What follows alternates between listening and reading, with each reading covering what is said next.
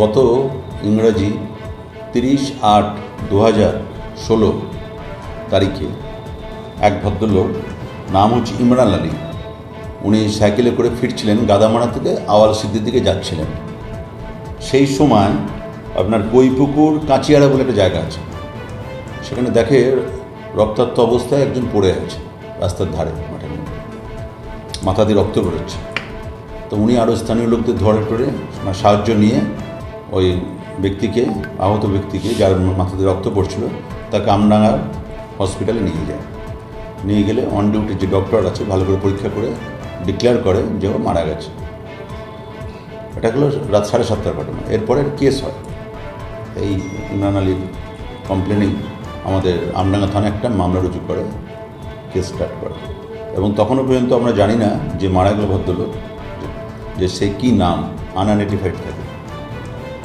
এরপর কেসের তদন্তভার কেস হলো একটা আননোন লোকের বিরুদ্ধে, আসামিদের বিরুদ্ধে এবং আনআইডেন্টিফাইড ডেড বডির বিরুদ্ধে। তখন আয়ও হলো, তদন্তভার নিল রামজয় কুণ্ডু, সাব ইন্সপেক্টর রামজয় কুণ্ডু, আমার পাশেই বসে আছে রামজয় কুণ্ডু। ও তখন তদন্ত নিয়ম অনুযায়ী তদন্তে যা যা করার, ছবি টবি পাঠানো, যে মারা গেছে তার ছবি চারিদিকে সার্কুলেট করলে তখনও আইডেন্টিফাইড হয় যে মারা গেছে। তার নাম হচ্ছে সুভাষ বোস, তখন বয়স ছিল 23। সুভাষ বোস, বাড়ি হচ্ছে টিটাগড় বউবাজার বলে একটা জায়গা আছে, টিটাগড় থানা অন্তর্গত, ব্যারাকপুর শিল্পাঞ্চলে বাড়ি। তার ওই রেডিমেডের ব্যবসা আছে ফুটপাতে, বউবাজার বাইরে বিক্রি করে কাপড় জামা এসব। এর অধীনে কাজ করত চন্দন কুমার পাসওয়ান বলে,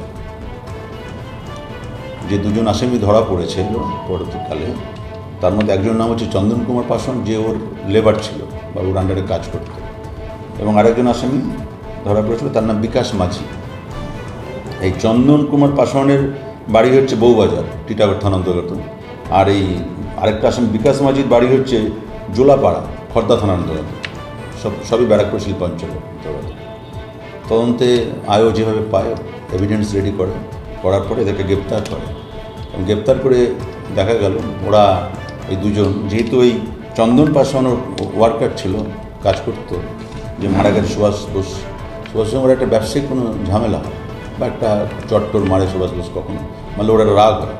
রাগ হলে এই চন্দন কুমার পাসওয়ান বিকাশ মাঝিকে নেয়, বিকাশ মাঝি মোটরসাইকেল চালায়, মাঝে বসায় সুভাষ বোসকে, যে মারা গেছে, আর পিছনে থাকে চন্দন। ওরা ব্যারাকপুর কাকিনাড়া রোড হয়ে আবল সিদ্ধি হয়ে এই জায়গায় যায়, এই কৈপুকুর কাঁচিয়াড়ার ওখানে। তারপরে রাস্তার ধারে দাঁড়িয়ে গান শট করে, গুলি করে।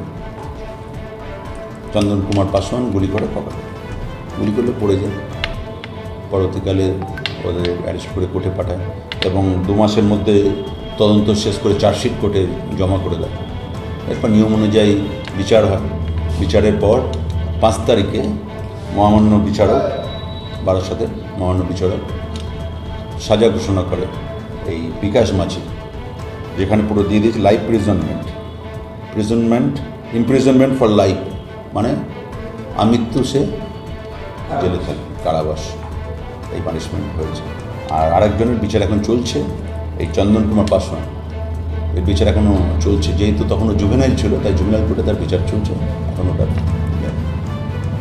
এবং সবই করেছে তখনকার যে টিম ছিল, বা তখন যে আমাদের এখানকার তদন্তের অফিসার ছিল, আমডাঙ্গায় পোস্টিংরত ছিল, এই রামজয় কুণ্ডু সাব ইন্সপেক্টর তখন ছিলেন, এখন প্রমোশন পেয়ে গেছেন। তারই অনেক পরিশ্রম করে এটা তদন্ত করে এবং সুপিরিয়ররা গাইড করে, সেই মতন চার্জশিট দখল করে এবং পানিশমেন্ট হয়।